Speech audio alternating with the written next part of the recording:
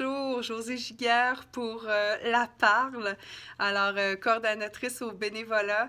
Et vous avez sûrement reçu votre petit courriel vous indiquant qu'on vous présentait aujourd'hui, jeudi, une capsule sur comment gérer son anxiété en période de pandémie. Alors, c'est moi qui ai le bonheur de vous la présenter. Je suis coordonnatrice au bénévolat à La Parle, mais je suis travailleuse sociale de formation, donc ce sont des notions qui ne sont pas très loin de moi. Alors, si je peux les mettre à profit pour vous aider, bien, ça me fait excessivement plaisir. Avant de se lancer dans le vif du sujet, je vais vous dire à quel point je suis contente de vous parler, vous dire qu'à La Parle, on est toujours là, La Parle est bien vivant, on réorganise nos services pour répondre aux besoins essentiels du moment, mais on a très hâte de vous revoir en chair et en os et que je suis dans le bureau 110 présentement et que tout ça reprenne vie comme on l'a connu. Alors, au nom de Nathalie, Carole, Daniel, Evelina, Elisabeth, Sandra et moi-même, on vous entoure de notre affection puis on a bien hâte de vous revoir. Alors, la capsule que je vous présente aujourd'hui, c'est une capsule qui va traiter de l'anxiété en période de pandémie. Alors, c'est des petites astuces qu'on a envie de vous donner pour vous aider à le traverser le mieux possible. OK? Alors, ce qu'il faut dire en partant, c'est qu'il est tout à fait normal actuellement d'avoir plus d'inquiétude, plus de peur, plus d'anxiété qu'à l'habitude. Vous êtes totalement dans la norme si vous vous sentez plus tendu, plus inquiet, plus impatient, moins positif, moins enjoué. C'est tout à fait normal. OK? Car on vit vraiment actuellement une situation qui est historique, qui est hors du commun. Si on passe aux pertes d'emploi, aux décès malheureusement, aux diminutions de revenus, au confinement, hein, on a rarement connu ça d'être confiné chez soi, des anxiétés aussi face à l'avenir, face à la maladie. Alors, afin de préserver notre santé mentale, hein, ce qui est important, je vais vous proposer quelques astuces qui vont vous permettre de muscler votre santé mentale. Ici, à La Parle, on offre un cours qui s'appelle « Muscler vos méninges », mais là, on va vous proposer une façon de muscler votre santé mentale pour rester fort et relativement confortable au niveau émotionnel, malgré les événements extérieurs qui sont extraordinairement différents de ce qu'on connaît. Toutes les manifestations qui sont reliées au stress et à l'anxiété, à la déprime, sont tout à fait normales en période de pandémie. Hein? On le disait au début. Puis la plupart d'entre nous, vous, moi, puis la plupart d'entre nous, on possède les ressources puis les facultés pour s'adapter à ce type de situation-là. Ça va demander, par contre, de vraiment solliciter de façon extraordinaire et exceptionnelle nos capacités d'adaptation, mais généralement, on est capable d'y arriver puis on peut le faire. OK? Il faut aussi savoir compter sur les façons habituelles qu'on avait de nous adapter aux situations difficiles.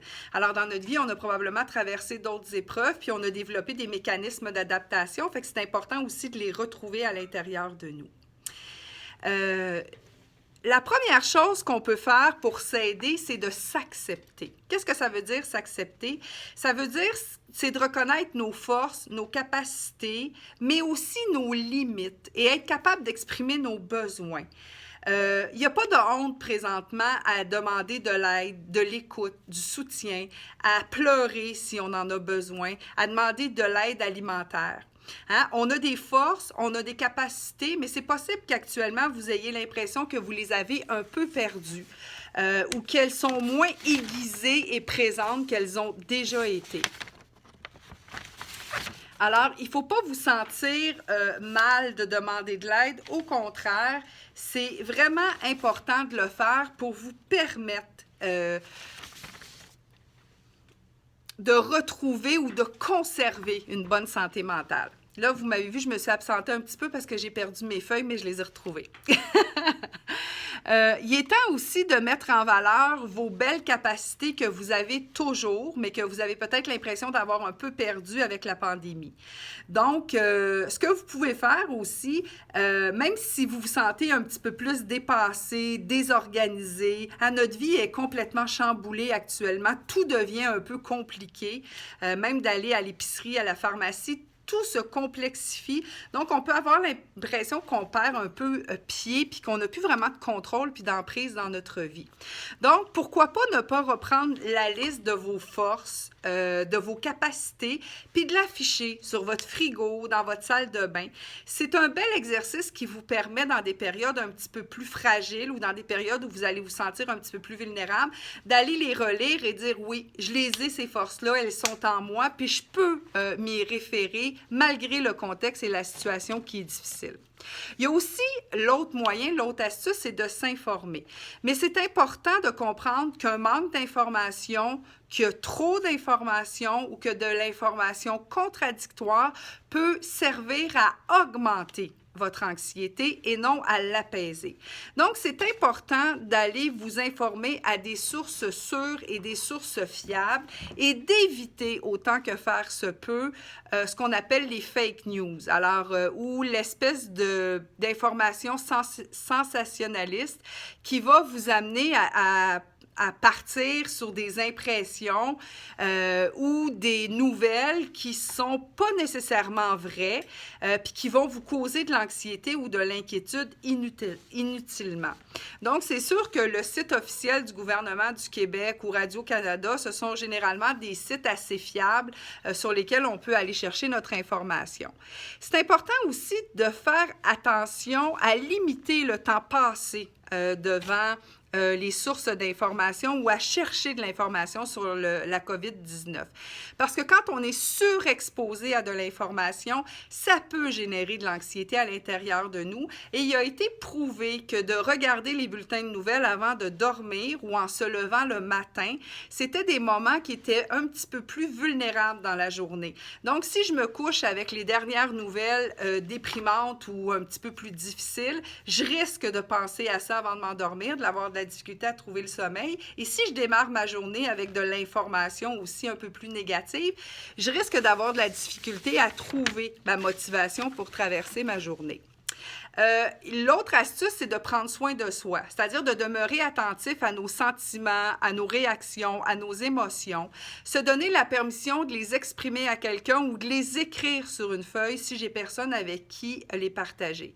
Je peux aussi faire un peu d'activité physique. Si je suis dans un espace restreint, je peux marcher sur place, je peux marcher dans mon salon, bouger, c'est important. Aller prendre une marche à l'extérieur, c'est possible, être sur mon balcon.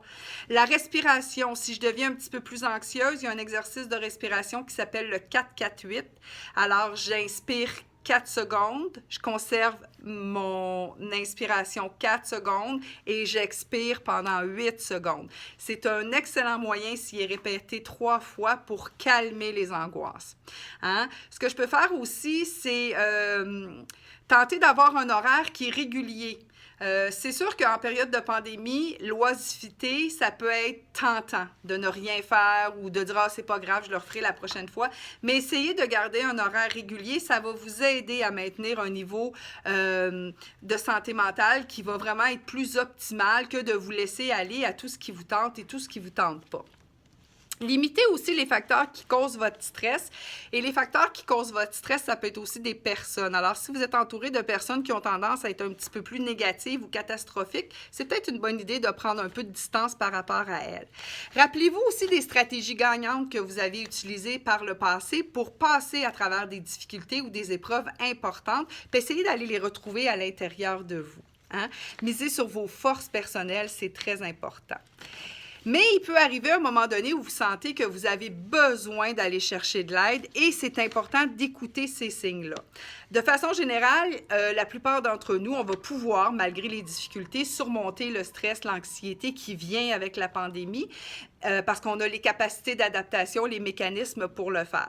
Mais si par contre, après un certain temps, plusieurs semaines, les malaises persistent ou s'aggravent, que vous avez des signes que votre état ne va pas bien, que vous sentez la présence de plusieurs signes qui peuvent démontrer que vos ressources personnelles puis vos ressources mentales s'affaiblissent, que vous avez de la difficulté à gérer au quotidien vos inquiétudes, ça pourrait être très bénéfique pour vous d'aller chercher de l'aide. Par exemple, si si vous avez des ruminations obsessives, de la difficulté vraiment à dormir, beaucoup de panique, beaucoup d'angoisse, beaucoup de stress, ce serait important de ne pas rester avec ça et d'aller chercher de l'aide.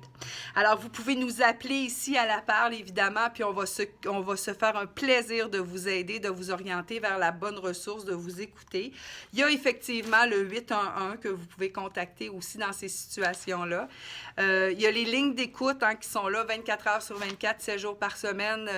Les lignes d'écoute pour aînés, les lignes d'écoute générale, puis aussi Suicide Action Montréal. Alors, peu importe votre besoin, vous pouvez communiquer avec nous. On est là tous les jours pour pouvoir vous aider, puis vous orienter, juste vous écouter si vous en avez besoin. Alors, je vous souhaite une bonne fin de pandémie en souhaitant que ça prenne fin le plus rapidement possible. Continuez à nous appeler, à nous écrire. On est là, on tient le fort, on pense à vous et la petite phrase qu'on se répète tout le monde depuis plusieurs semaines, ça va bien aller. Prenez bien soin de vous. À bientôt.